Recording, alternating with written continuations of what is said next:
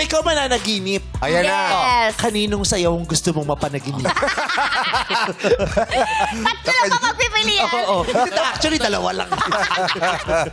Wala. Wala.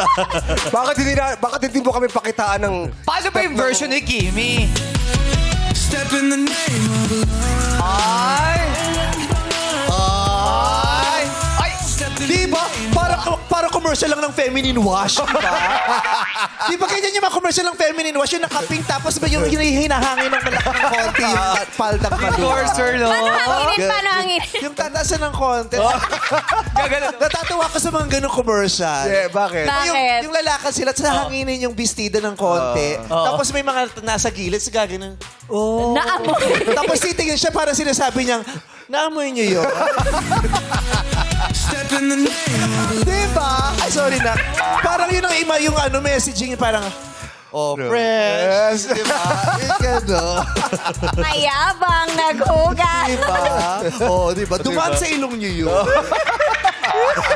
Nakakatawa yung mayabang naghugas. Sabi niya, mayabang naghugas. Wala mo naman, bigas lang ang pinag-uusapan natin dito, Kimchi. Hygiene! Hygiene! Not for anything. Di ba parang yung, di ba, napapanood naman natin yung mga Yes. commercial, di ba? Pero yung mensahe parang talagang ipaparamdam ng friend. Oo. Yung gano'n. Yung iba nga, di ba may pakpak pa? Lumilipad pa. Anyway, ano bang mangyayari ngayon, anak? Yes! Sobra! This is such a